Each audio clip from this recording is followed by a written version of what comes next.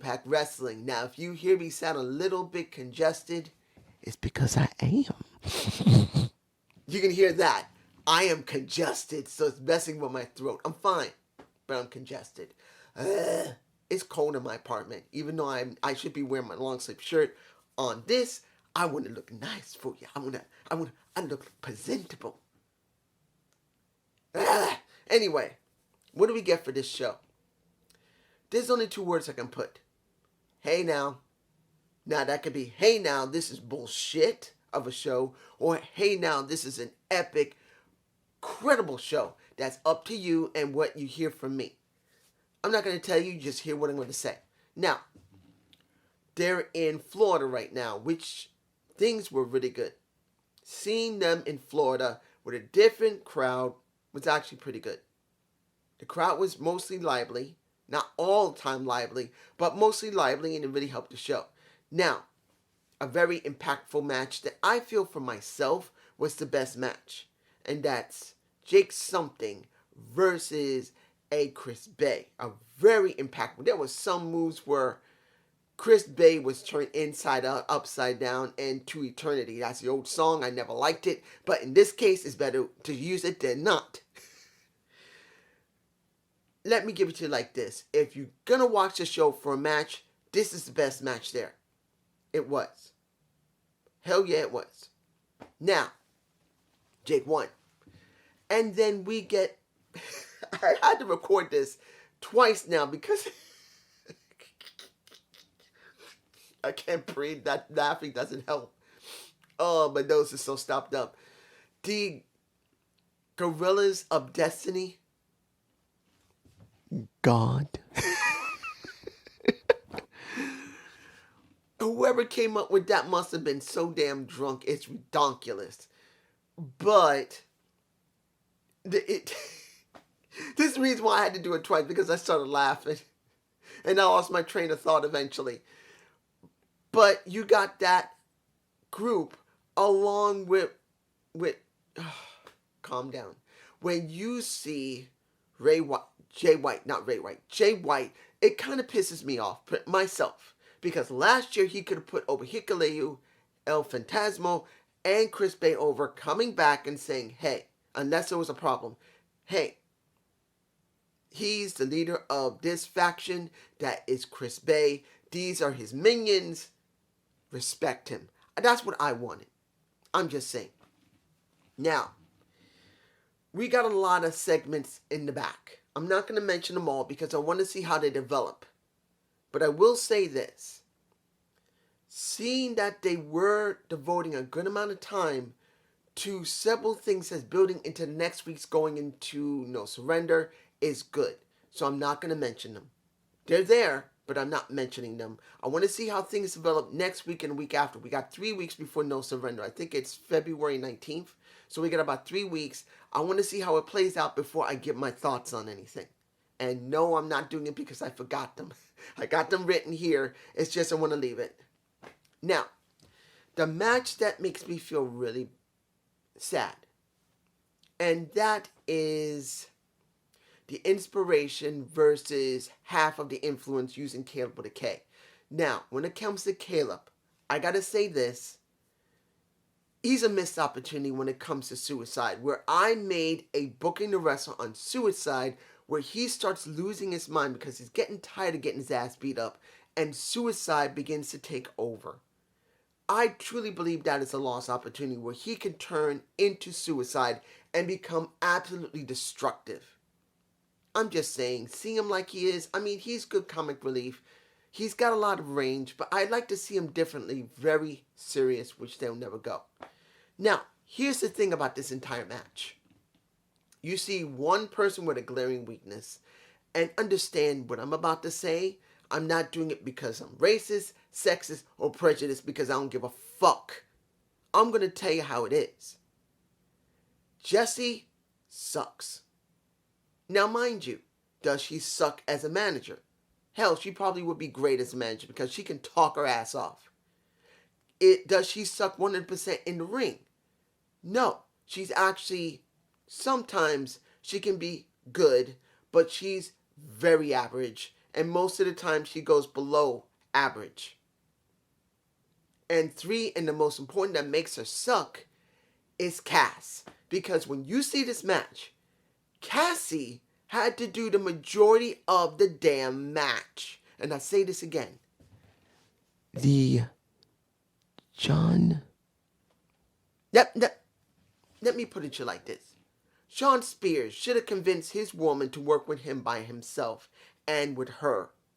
Because seeing her with Jessica, McKay, is a waste.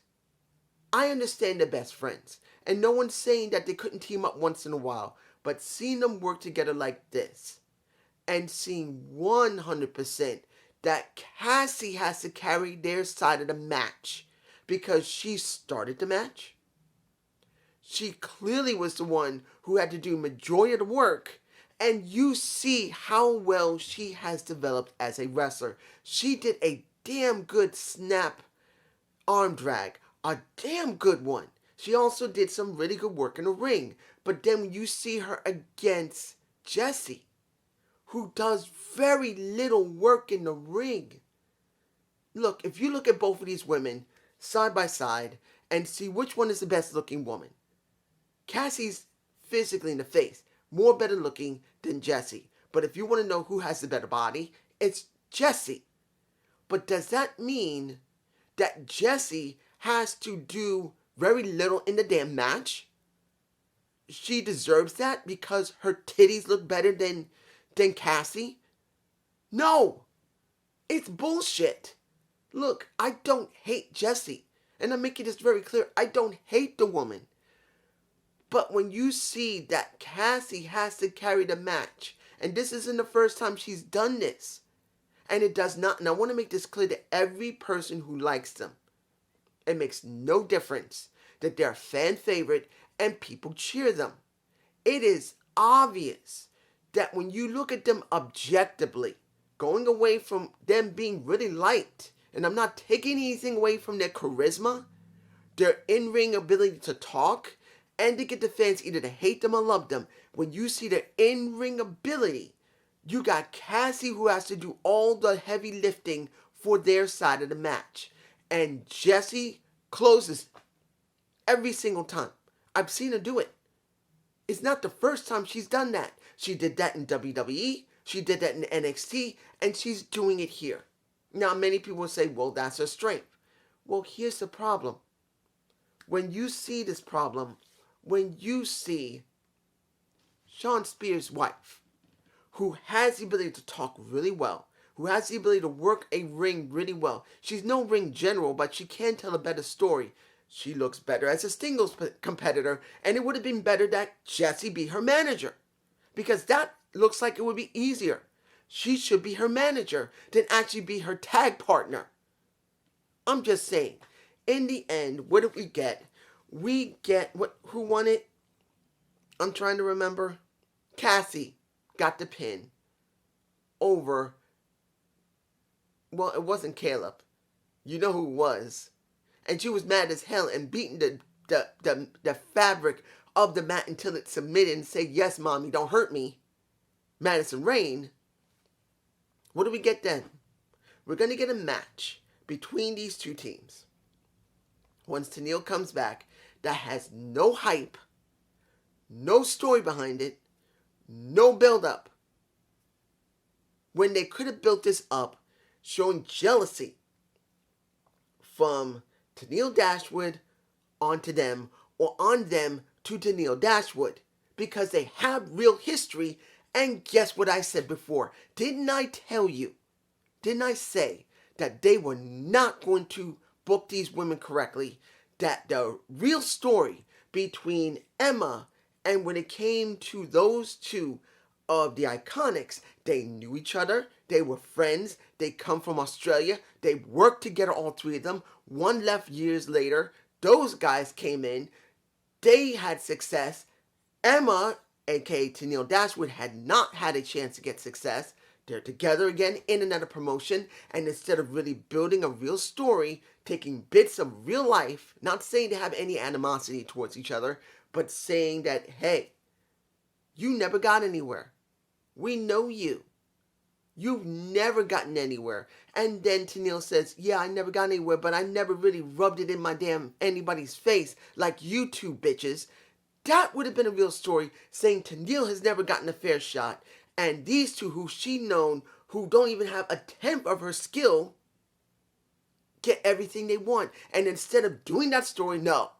And if anyone says the story they're doing now is good, I got another thing to tell you, no.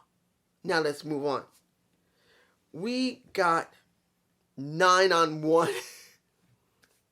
The learning tree grew. And I originally was going to make this a title, 9-on-1, hey now. And I'm going like, no. Hey now. This is the best way to say it. You got W. Morrissey versus a huge amount of people in learning tree along with VSK and the Ziggy Dice. Boom. He destroys them all. But then Myers gets offended, tries to beat him up, it didn't work. Moose comes out and tries to attack him. And then, with Brian Myers' help and all of the 9 others, they beat down Morrissey, who is a face right now. And now, that gives you more to go into No Surrender. Nothing wrong with it. It's actually pretty good. It's not bad. It's a okay story that is built. He transitioned easily from a heel to a face. Now, mind you, he's a dry face. But at least he has transitioned properly. The crowd is interested in him. And that is the best thing about it. I'm just saying. Now, he's in my face. I think I got a picture of Johnny Swinger. I think. If I don't, well, I don't. He's in my face. If I got it. And that is the longest you get to see of Johnny Swinger. Because within a few moments, Johnny Swinger gets annihilated by a Jonah.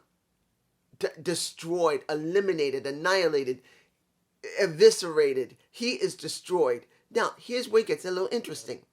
Before the match happens, what caused this match to happen, when he basically got in the way of Jonah and got wiped out, you got DK showing up, looking at him, probably because of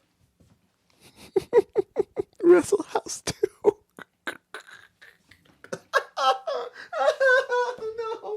No, don't bring up Wrestle House 2, please. Don't say they're doing this because they were so connected to him because of Wrestle House, please. But if they did, fine. When the match was over and he was completely annihilated, you get Decay coming out and Black Taurus staring his ass down, which, why was Jonah acting? Well, I can understand why they had to do that. That they had to make Jonah look like he's totally menacing, but he's not stupid, because he's going to show respect. He's giving him a wide berth. But you see Jonah standing not very far away from Black Taurus. Black Taurus is a smaller ass man compared to Jonah. Jonah is here. Black Taurus is like this in size and shape. He looks compact compared to Jonah. And I'm not saying Jonah's fat. He's just big. And he will annihilate a Black Taurus. Doesn't mean he won't wrestle well. It'll be a good match to see Black Taurus go up against Jonah. And I heard someone say that Jonah's not on the roster. He's not. Well, what did I say before? If we see him more than 7 or 8 times, he's considered on the roster, even if he's not hired. And this is what happens, like what goes on in NWA and Impact Wrestling and AEW. They have 2 tiers of people. One tier is actual signed members of the roster who are signed, who have contracts, and who are being paid a certain amount. And then you have people that just come in for tapings, who are put on the website, like on Impact's website, saying that they're a member of the place, but actually they're not a member of the place. But by putting them on the website, you make people think they're a member of the place. And when they disappear, you get angry and think, what do you know? Impact Wrestling did a stupid thing again. Instead of signing this person, count if they could sign them, and I won't say that every single time they want to be signed, but if they really do want to be signed, and Impact does not sign them, and then they're gone, especially when they're in a very prominent storyline, who do you blame?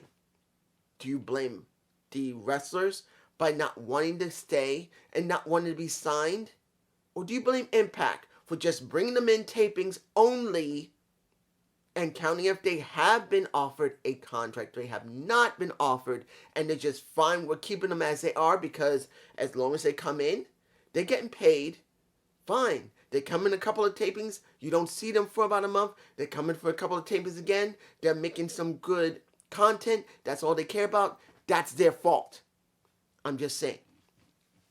Now, you finally have, I really want to talk about Macklin, but I am going to save it for next week. I'm going to save that because when it comes to Gresham and Macklin, it's a very interesting thing, and I like to leave that alone. Now we got PCO versus Sabin. This is the last match of the night. Was it a good match? It wasn't bad. Seeing that Honor No More is being presented as a faction that wants to be an Impact, that Scott D'Amore said, you guys don't have no rights to be here, but if you really want to do something, fine. No surrender. You get a match with Team Impact. If you win, you get to stay. If you lose, walk out the damn door. Fine. But before we got that, we got PCO versus Sabin. We got Team Impact acting stupid because they see Honor No More cheating. They decide to mess with PCO and grab the same way that Honor No More did, and they get ejected, which shows how stupid they are. And that was actually Eddie Edwards who did it. Thank you, Eddie. Then we have the match, and in the end, Sabin loses because of constant interference. And then Impact comes out, Team Impact comes out, they sprawl and brawl again, and this is what you get. A crazy thing setting up for No Surrender, which is fine. I'm alright with that. Final thing we're going to talk about, which I have to, and I'm forgetting anything, I'm leaving it for next week. We got the Mickie James with the knockouts. And Chelsea Green shilling for her. You got Tasha Steelz not shilling for her. They have a fight. And then it makes everyone look good. Even Deonna Purrazzo has a moment with the Dorena and ROH women's title on her shoulders. Now, the reason I'm leaving this as last is because of what happened at the end of that, talking about WWE. And her saying, and I know people are thinking, going nuts of what she said, that she wants to win the Royal Rumble and that she is going to go, if she makes it, to the WrestleMania and go title for title, Impact versus WWE, winner takes all. Really? I have to address this shit. I'm sorry. Guys, I know people are going to say this is awesome about Mickie James. I'm sorry. Shut the fuck up.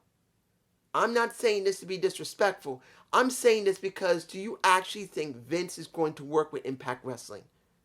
Do you honestly think that if Mickie James did win the Royal Rumble, this is going to benefit Impact? It won't benefit Impact Wrestling. This is benefiting WWE more than it's benefiting Impact. Do you not see that it doesn't matter? When did you hear, and I said this, sorry, there's something on my mic. I said this to a subscriber. I said, where do you see the advertisement for it? They said they're advertising it. They advertised it once on air. So far, only once on air. And when you look at their Twitter account, they just got the poster for the Royal Rumble for the women. They have not sponsored nothing on the WWE Twitter website. Nothing. Unless they've done it in the last few days, because I haven't checked. And you can tell me. Leave a link for everyone to see it if I'm wrong. Because if I'm wrong, fine. Leave a link so everyone could see it. Or even I could see it. But if there's still nothing, honestly, this is a bait and switch from WWE. Impact is pushing it like crazy because they're trying to make some heat for themselves, some pops for themselves, some interest in themselves. But when it comes to WWE, it means nothing to Vince. If it did, he'd be sponsoring it on Raw, SmackDown, and NXT 2.0.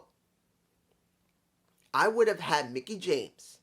Understand, if I was Vince, I would have talked to Scott, have flown her in, and let her appear on Raw, SmackDown, and NXT 2.0 just to show that she is there and just to show that Impact Wrestling has something going on. Even if they never send anybody but Mickie, just to try and do that would give something very interesting to Vince and his company that he hasn't had.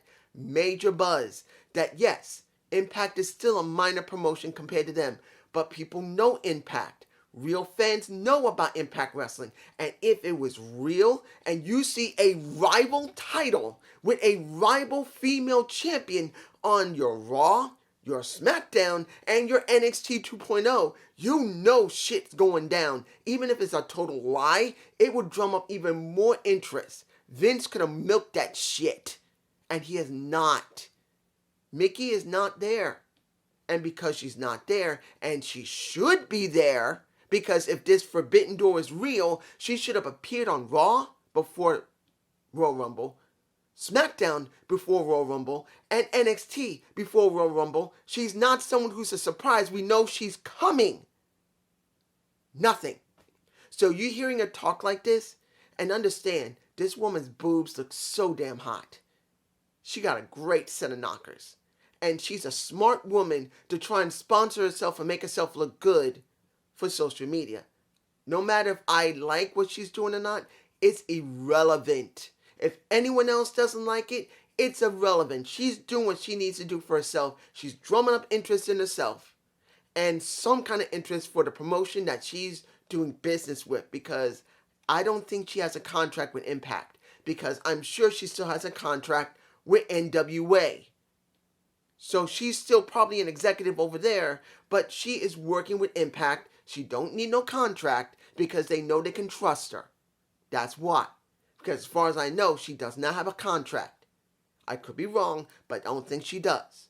She's just working for them and showing them respect that they deserve as far as she's concerned. But she is drumming up interest in herself, turning the rumor mill around, and that's all. If you honestly think that this is about the Forbidden Door, Vince should have called Scott weeks ago and said, look, I want her to be on Raw, be on SmackDown, be on NXT to make this really look like something and really give hype for you and my company.